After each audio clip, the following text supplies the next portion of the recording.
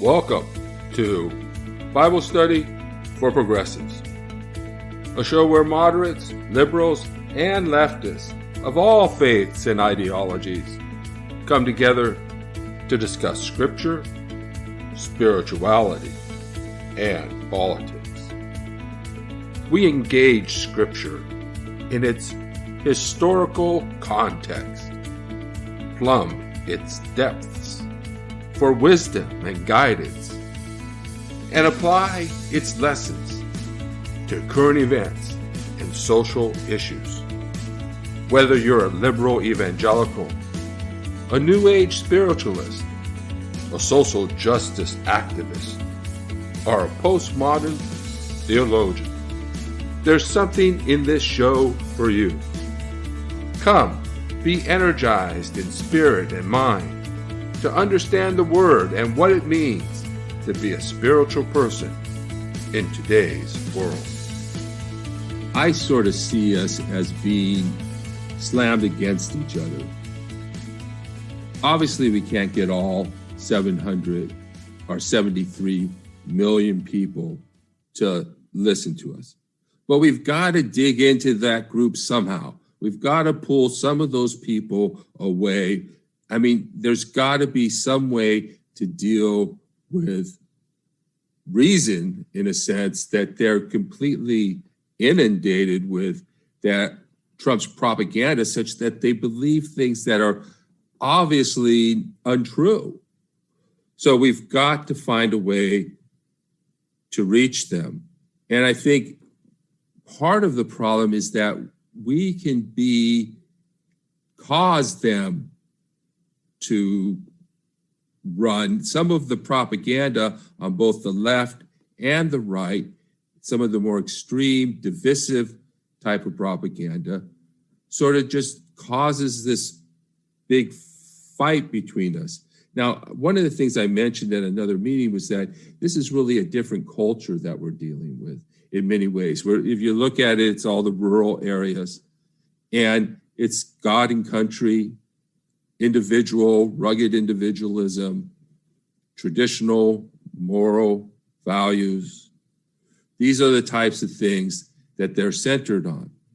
And so I've believed that we could reach them using scripture, because that's one way to speak to these people with that shared story. But I think we need to also, on the other hand, reduce the animosity and anger against Christianity on the left, because we need to build a progressive Christian movement.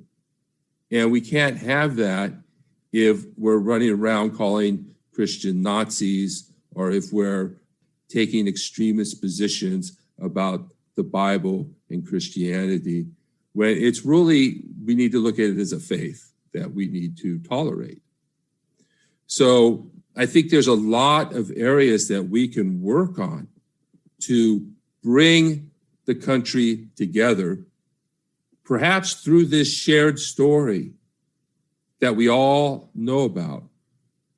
But in any way, we need to reach out. It's a different culture. I mean, I think they might not be turned to us just simply by saying, hey, we've got these great programs and they're going to benefit you too, because that's not where they're at. So we've got to reach them where they're at, and we've got to pull some of them away from that, and we've got to deprogram them in somehow.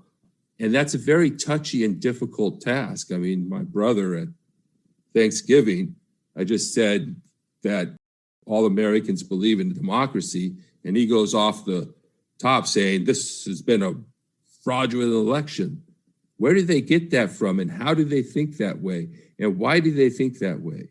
And we tend to get siloed into certain categories, so we tend to see something as all about race or all about our issue, and we don't see the broader global problem that this rise of fascism, rise of authoritarian is a global phenomenon coming from Europe, coming all around the world. So that would be my response. There's got to be a way to reach some of the more moderate of those people with our policies and our ideas. Sharon, you want to? Okay. What some of the people talking about with that Christian right or whatever, there is a group, I think it's Faith America, I'm not sure the exact name, that is more Christian left progressive. Mm-hmm. Is there any way that group can be included with you to get the Christian element? Absolutely. I think there is a group like that. That's why. Yeah, and there are a number of groups and like that. And there's actually a liberal Christian tradition that goes back a long ways. So their problem isn't activating them because of the unity that you need to get white churches to do anything, like race, the black church. Mm-hmm. The amount of unity around that issue. We don't have that in the white church. So there's a lot of problems, but if we can at least reach out to them and build a progressive Christian movement and include all those groups, then we might be able to pull those people away who are being tied down by the propaganda that they are surrounded in that community. Go ahead, Sharon. Okay, another thing I was going to say is that when I do on my Facebook feed, I'll put on there like some of these stuff that are so, asinine. What I do is I'll put in like, these are not true Jesus teachings, and it's not true Christianity, where they're not really for the people. And like, I'm a Jewish Christian, so I also bring in the fact that this is like 1939 Hitler type. That's what this country is turning into. That's right. My 2 cents in. Thank you, Sharon. Okay. Go ahead, Danette. Okay, I think we run into a lot of danger, a lot of problems when we start espousing what people should be worshiping. I myself am spiritual, but I detest organized religion. And the reason is clear because it's caused a lot of problems throughout history. I think we run into danger when we have been seeing this for years. The separation of church and state has been getting more and more blurred. I do not like that. I don't think that religion of any type belongs in our government, state, local, or federal.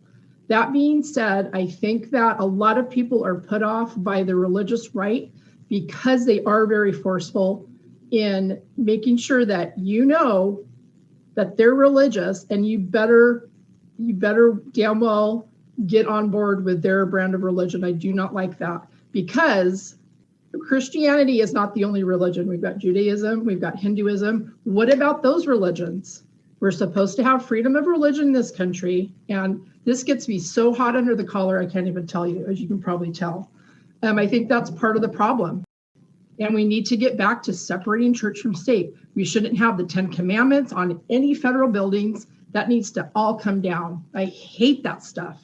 Sorry, I'm really passionate about that. And I think that's the problem. So many people are so passionate about it.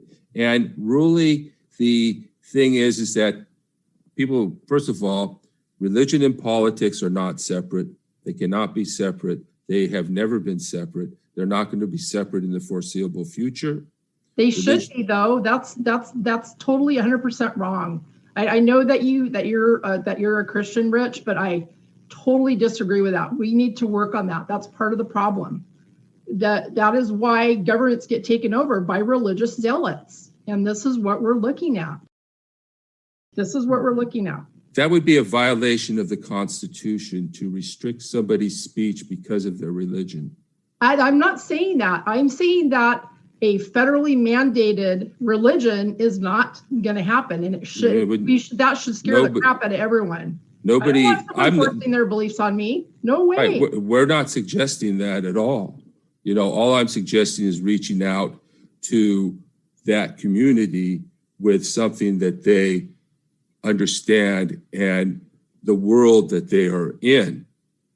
But as far as religion and politics, That's never going to be separate as far as I can see. And it shouldn't be, because basically what that means is that you're separating out. One world can be ruled by your own moral rules, and the other one ruled by something else. And I think this is what the problem is. I'm not saying that, Rich. I'm saying that religion has no business being in government.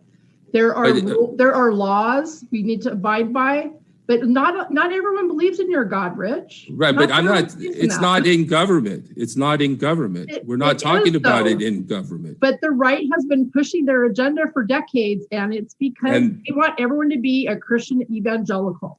That is exactly one of their tenets. It is. Don't tell me it's not, because it is. I'm not saying that terrifies me. Right, but I'm not saying that. And I know that maybe some Christians have that agenda, but that's not the agenda that we're talking about now. We're just talking about what people's values are, what their beliefs are, and what they come to the table with. And so that's what we're dealing with. And more their values and their ability, desire to make change, their inspiration, what inspires them. So it's not about religion going into government. That would be a huge mistake. Church and state must remain separate. But we have to distinguish that, because the only group that is limited by the Constitution is the government. Okay, the churches can do whatever they want. The only thing that limits the churches is their tax status. A lot of people say remove the tax status because they should pay taxes. Well, then they'll be able to do anything in the political realm they want without restriction. The only thing that's keeping the church from engaging in political representation of candidates is the tax code. So churches are free to do whatever they want. People of religious faith are free to do whatever they want. And it's not that we need to restrict their expression or any expression of Christianity in the political realm. That alienates people. So I'm sure we got more. Do we have more comments? Go ahead. I just had one comment. You guys, I'm sure, heard about the Supreme Court ruling on religious church gatherings, basically for Thanksgiving. That scares me. That's the kind of precedent that they're setting, that it's okay for these people to gather in mass with no masks, no social distancing. It's a super spreader event. Why is that okay? Why are they not paying attention to the science? That's the type of stuff that they do. And I don't think you can reason with them. I really don't. I got to say, my political expectations have reached such a height of cynicism that I was just happy to see that Roberts voted with reason. That's how bad it is, you know. David Sonborn, go ahead. Okay, so I was just going to listen today, but I just wanted to add one that nobody seemed to go directly on this discussion, and that is, and the woman that was talking about faith in action, that is part of the central group of Dr. William Barber's Poor People's Campaign. And that's an example where it's an example where Dr. William Barber, by force of his person, is able, I don't know that we can know how wide the influence is at the moment, but he certainly is a fantastic spokesperson for the people that are most at risk.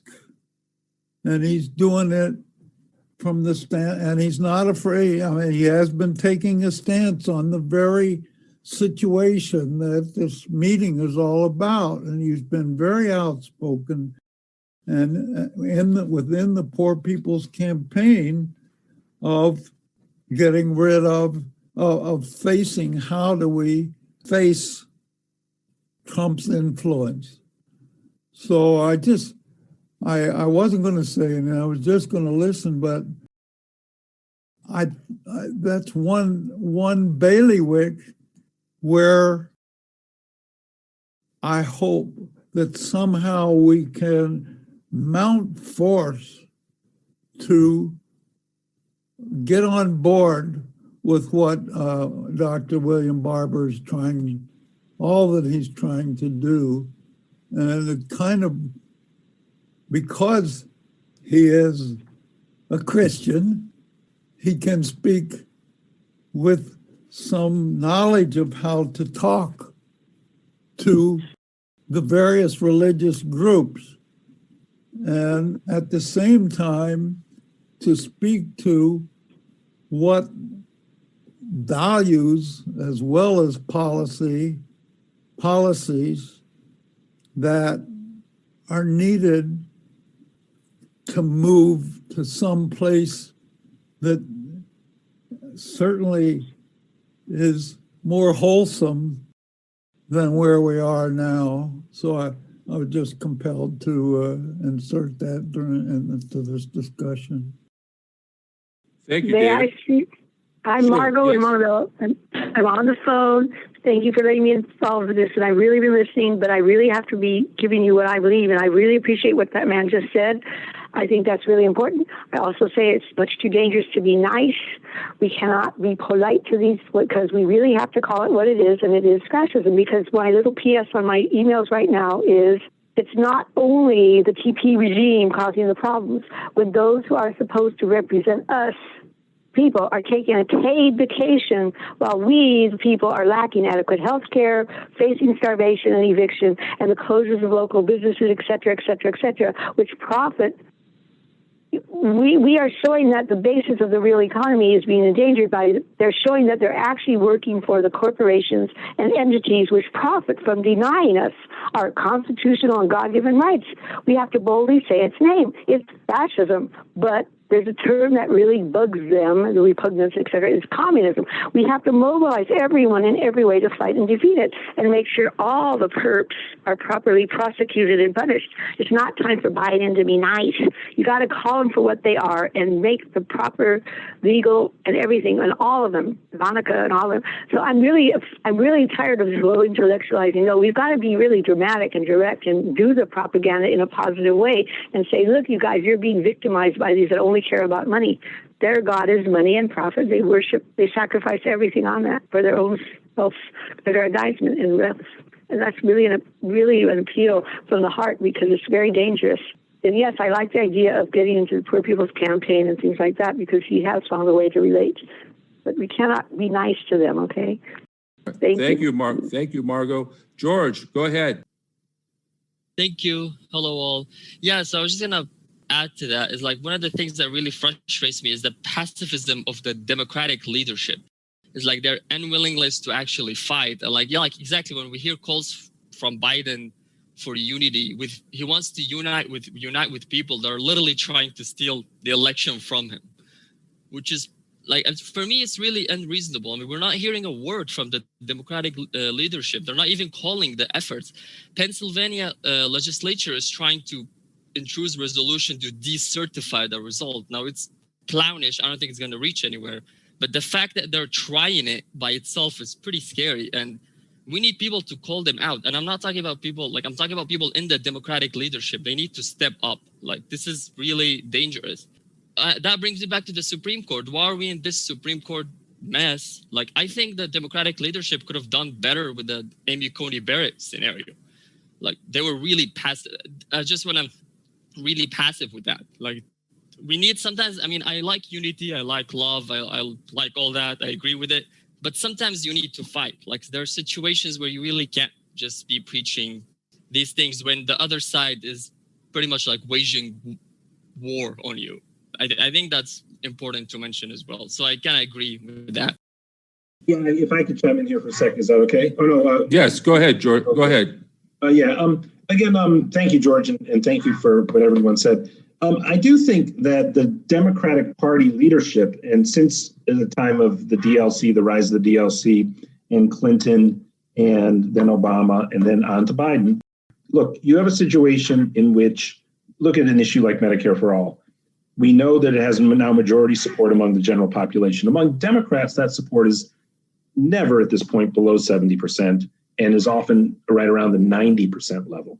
Okay. What kind of political party in the world doesn't support a policy that's supported by roughly 80% of its base? Okay. Well, okay. The money that comes into the Democratic Party now, with the Bernie Sanders transformation of political engagement in the country, it is true that through Act Blue, the Democratic Party raised tons and tons and tons and tons of money, this time even through small donations. But generally, the political formation of Clinton, Obama, Biden, right, the president-elect and the last two Democratic presidents, their donor base has come from a group that probably 90% opposes Medicare for All. Okay, it comes from Silicon Valley and it comes from Wall Street. Wall Street certainly opposes Medicare for All, right? Because health insurance companies are actuarial institutions. When they're not interfered with the prospect of their disappearance, could happen if Bernie Sanders has become president, they are incredibly good investments to have in your diversified portfolio, because they're almost guaranteed. They're making huge profits right now because no one's using their health care because they're scared to go into the doctors or the hospitals in spite of COVID and the escalation of need because of COVID. Less people are actually using their health care because they're scared to go into hospitals or doctors. So they're just collecting money from their premiums and not paying out for the healthcare use, and their profits are soaring. So, Wall Street doesn't want to see Medicare for All. So the Democratic Party has a contradiction inherent in between its donor base and what its base wants. And so that really paralyzes it in its capacity to do things that will improve the lives of people across the country. And the nature of the party, too, hasn't been particularly good when it has done very little to improve anybody's life economically over the past 40 years, except the investor class. But when it does, it's not particularly aggressive about announcing that it does that. And that's because, there's always talk of like a two-party foreign policy consensus. There's really been a two-party economic consensus when it comes to the concerns of the investor class.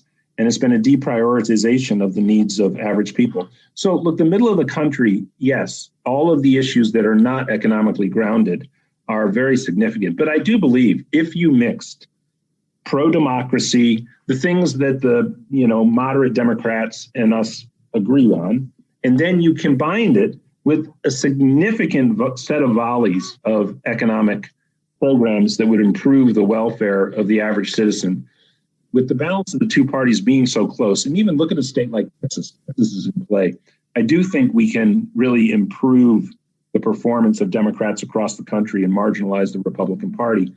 But again, will moderate Democrats pursue economic policies that will improve the livelihood of the average American?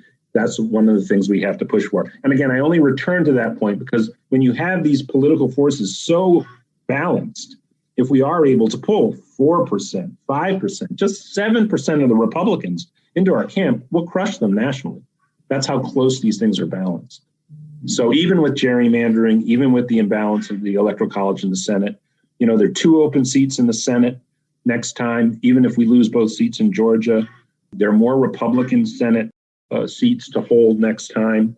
Again, if we have economic policies that improve the livelihood of people across the country, you could actually see the House be held by the Democrats. And then it's Pennsylvania and North Carolina, 2 states that are winnable for Democrats, where the Republican incumbents are stepping down. Another thing, too, a much more moderate Democratic Party politics than myself, E.J. Dionne, has said in his book Code Red that it's really essential for the fate of the world right now, because the Democratic Party, all of its catering to the investor class, does believe in the science of the global climate emergency. And by the way, John Kerry hasn't been a very good player on that front. He was just named the climate czar. But John Kerry is like the guy who gets the A-list docket. And so it did signify by the naming of Kerry that they care. Okay, and that's a good thing because they didn't care in the past. They didn't care adequately. They didn't put their top dog on that particular issue. So it's good to see that they care so much about that.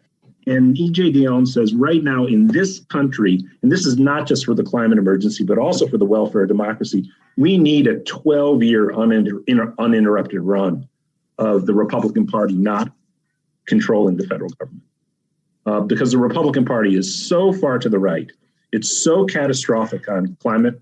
It is so wedded to the fossil fuel industry and all that's reactionary in American politics that I don't think the Democratic Republic, let alone the global climate, can survive the Republican Party coming back into power. So we have to find a way to cobble together a winning political majority in the next 2 years. And I am a radical person on the American political spectrum on the left, but we have to be pragmatic. We have to push. And by the way, Dion, who again is to the right of me politically, he agrees the only way the Democrats can maintain that is through progressive policies going more into the fore in the Democratic Party, because the base of the Democratic Party will be energized by the inclusion of those progressive measures. And particularly when you look at the demographics of age in this country, people just 50 and under could have only voted. So you had a Logan Run scenario where only people 50 and under could have voted. Bernie Sanders would have won this election in a national landslide, because 40 and under, he's massively more popular than any other politician in the country. Enough so that if it was 50 and under voting, he'd win easily. And so we have age on our side in that regard. Ellie, you raised your hand. You wanted to say something? Yeah, I was just gonna actually say, Rich, I really like to emphasize. I really like the fact that you emphasize reaching out to the center. We don't want to capitulate, and there are times where we have to fight, and there are other times we have to fight, in a more acerbic way, maybe. At the same time, if we do not engage them, they'll hyper-agondize. Part of the reason that there were a confluence of things that occasion Trumpism, even if we look at it microscopically, in a micro scale, not globally, is that lots of people felt that they were called, bigots, they were called Philistines, xenophobes, racist, all kinds of things. And they felt that they were looked down upon. And so it's a delicate balancing act. But if we don't engage them, then religious zealotry will commandeer the order of the day, or will be a power broker. And just look at theocratic Iran or theocratic Israel, for that matter. The religious minority power stems from the fact that they are perennially perennial sides fighting at each other. So I totally agree with you, Richard. We need to engage. We need to know when to fight, but we also have to engage. If we don't engage, then nothing constructive happens. Thank you, Alex. Yeah, I want to add to that too. I really do think it's a little dangerous sometimes when we just glob everybody together as past the point of being redeemed.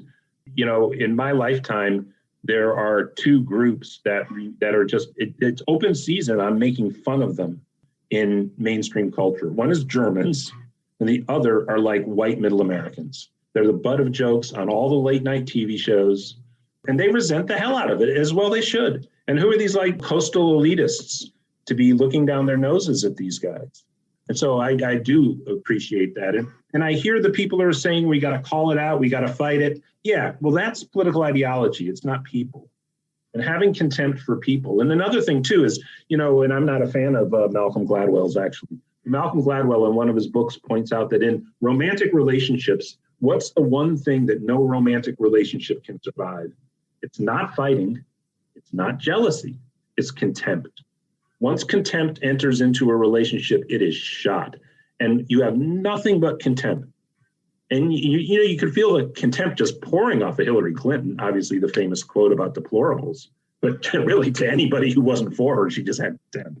So yeah, and I think we have to embrace and I do this in many ways. Really, I appreciate the debate between Danette and Rich, but I don't know where exactly to fall on that debate. But I really appreciate Rich's reaching out and understanding the need to reach out to people.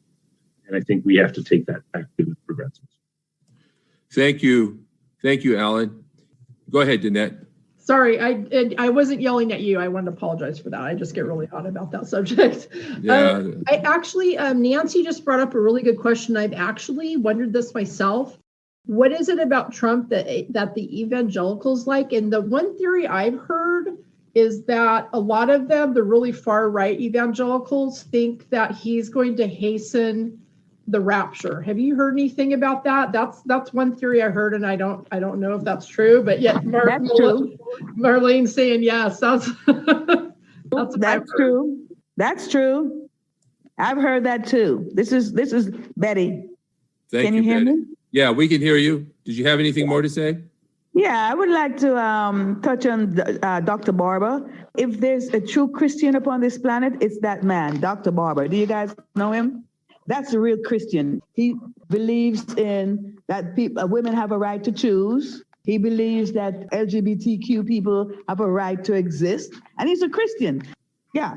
So I agree with one of the other young lady that spoke before, and she said that she thinks that there should be a separation between church and state, and I totally agree with that. And these so-called religious right, they're dangerous because they just go about that what their so-called Bible says, and that this is just their own interpretation, and they want to force it on other people. I know they want to include that with politics, and that's very, very dangerous. And I want to say something before I leave. Trump is not going to last much longer. Mark my words. He's not going to last much longer. Did you raise your hand, Marlene? Yes, I wanted to add just one little comment about the evangelical Christians. Going back to born-again Christianity, a lot of that has stemmed from the inability to adapt to change and the being more comfortable living back in the days of the Brady Bunch. And evangelical Christians, along with those that were raised in things like Orthodox Christianity and things like that, it is much easier and much more comforting not to see themselves as foot soldiers for change, but to be involved in letting that all go. They so much espouse that everything is in God's hands. It's much more about racking up brownie points for a ticket into heaven. And it's really based so much on wanting to live back in a stage of life that we no longer have in this world. And there also is a need to associate with changing and being separate from the masses,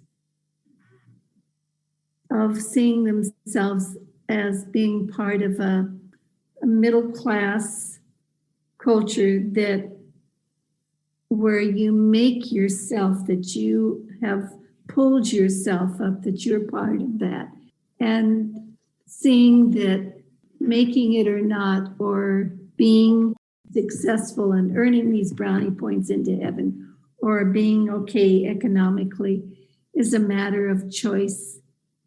And there's just a whole culture in that, and it's a very conservative culture. And many of your Catholics, once they become middle class, sadly leave the Catholic Church, which in many ways, in many respects, much of Catholicism is much more progressive than especially your Jesuits and Mary Knowles. And they go to the evangelical churches and become supporters of conservative politics. And that's sad. Okay, enough said. Well, I wanted to add, before I get to you, Danette, and that this is all dangerous. Not reaching out to Christians is dangerous. Right. So everything is dangerous about this. So as far as what certain Christians think about what Trump is doing and why they're supporting him, there's probably one answer for every person.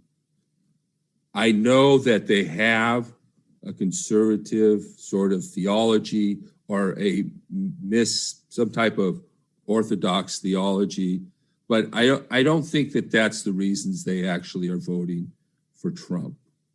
And I think it's important to recognize that we all have our ideologies. We all have our ideas, right? And that's where we all come from, whether they're religious ideas or ideology or whatnot. We're all coming to the table with our own views, our own values, our own religious beliefs. And that doesn't necessarily make these people evil or more dangerous than the rest of us. So that's just what I wanted to add. Is there anybody else who, Danette. Oh yeah, just a couple of things. I'm on a one-payer state coalition, and one of the ladies is a former, was she a senator from Colorado, I think? Yeah, is that right, Dr. Bill? Jeannie? Yep. And she actually is she's doing some research on how to talk to conservatives about Medicare for all and kind of the talking points that would convince them. And I think that might work the same for something like this too. And then the other point I wanted to bring up too is how I'm curious about this just at a personal level, how the evangelical Christians got so far away from Jesus's teachings, because he taught nothing of this. Like they wouldn't even accept him if he appeared to them today. He did everything 180 degrees different than what they're preaching, which just blows my mind. He, healed the sick and was for the poor and the downtrodden. And it just, just on a personal level, I find it mind blowing. So anyway. Can I speak? Go ahead, Betty. This is the first. Seriously, you even though there's a little intellectual bench, that's okay. Bend, that's okay. But the fact that you actually delved into some of the real core issues that are affecting the Democratic Party and the elections and the Republicans. This is so enlightening, because I've always thought everything you guys have said today, I've been pondering that myself. And I want to thank you. I love this group. I like you. Awesome. Thank you, Betty. And you'll get a chance to join us often too, because we're trying to start a PDA chapter. And so, awesome. Yes. So I'm going to keep everybody's emails, if that's okay, and send out emails to you when we schedule our next meeting. And I just want to end by saying that democracy is a progressive issue, and we need to organize around that as well. Thank you, Alan, for joining us. Thank you, everybody, for coming and being on the call and sharing your opinions. And thank you. This has been Bible Study for Progressives.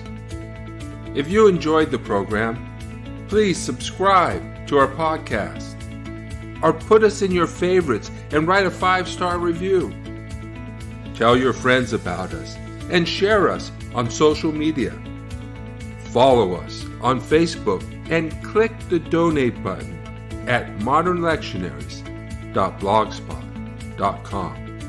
Your support will help us reach more people, produce more and better shows, and cover the cost of production. Feel free to send me a note or comment on the show.